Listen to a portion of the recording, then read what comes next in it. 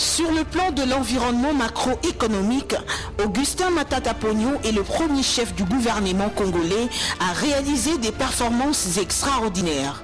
L'homme n'a ménagé aucun effort pour accélérer des politiques budgétaires et monétaires rigoureuses et coordonnées.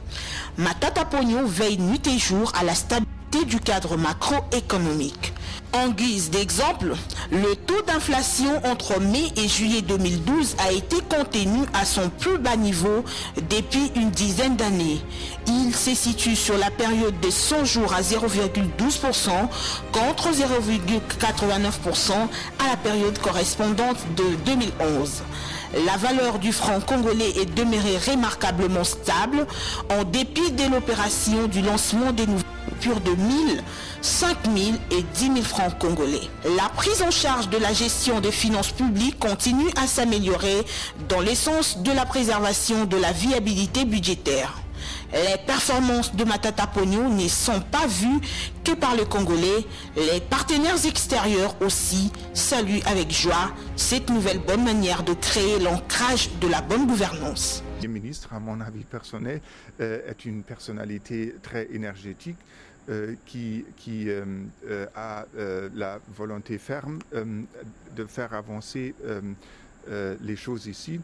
Je crois qu'il a commencé son office avec un travail très très difficile parce que maintenant, lui qui voulait mener ce pays en avant sur le plan économique, sur le plan social, se trouve en tant que premier de guerre.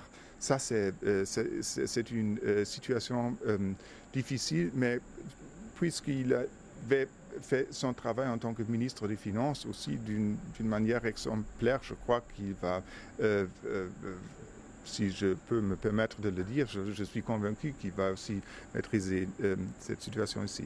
Moi, je félicite en tout cas le Premier ministre pour les travaux qu'il a déjà entrepris dans la stabilisation économique du pays, comme il l'avait déjà fait en sa qualité de ministre des Finances dans les années qui ont précédé.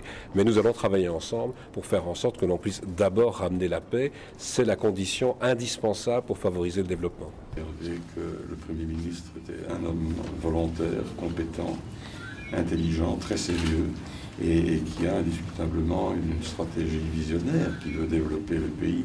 Moi, j'ai été très impressionné de la qualité du Premier ministre et des membres du gouvernement que j'ai rencontrés. Le gouvernement Matata Ponyo veut à tout prix travailler pour le résultat. Le secteur social est considéré comme une priorité des priorités. C'est pourquoi le Premier ministre a lancé lui-même la campagne agricole afin de lutter efficacement contre l'insuffisance alimentaire en République démocratique du Congo. Pour être beaucoup plus pragmatique, le gouvernement Matata a rendu disponible 23 millions de dollars américains pour permettre aux Congolais de se mettre effectivement au travail.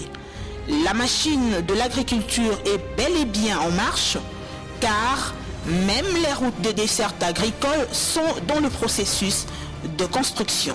Et dans son programme de 100 jours, le gouvernement, conforme à la vision du chef de l'État, a voulu prendre des actions qui soient de nature à confirmer la volonté non seulement du chef de l'État, du gouvernement, mais de l'ensemble de la population, dans ces différentes provinces, de sortir des griffes de la pauvreté, des griffes de la mendicité, des griffes de la sous-alimentation. Comme le ministre l'a stigmatisé tout à l'heure, la RDC, ces Congos qualifiés de grands par tout le monde,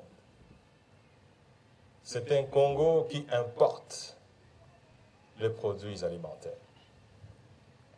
Ces Congos, en dépit des terres arables dont le ministre a quantifié, en dépit des eaux qui ruissellent ces terres, en dépit de la pluie qui tombe toute l'année, dans l'hémisphère nord comme dans l'hémisphère sud, selon la séquence, ces Congos-là, ils vivent de l'importation. Et de l'importation de n'importe quel produit. Les pommes de terre, qui sont abondamment produites dans l'une des parties des provinces citées ici. L'amélioration des conditions sociales, à en croire le Premier ministre, c'est aussi et surtout les secteurs de transport. Personne ne pouvait s'y attendre, car en 100 jours seulement, le gouvernement Matata a acheté 200 bus pour le transport en commun. Il s'agit des bus d'un luxe rocambolesque.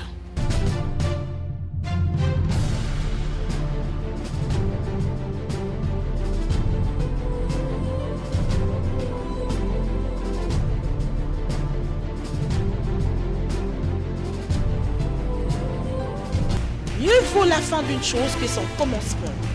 Si le Premier ministre Matata Ponyo maintient son rythme actuel jusqu'à la fin de son mandat, le développement de la République démocratique du Congo deviendra une réalité.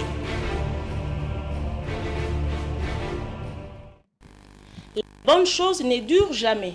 C'est la fin de ce documentaire consacré aux réalisations du gouvernement Matata 100 jours après. Le prochain numéro, c'est dans 3 mois.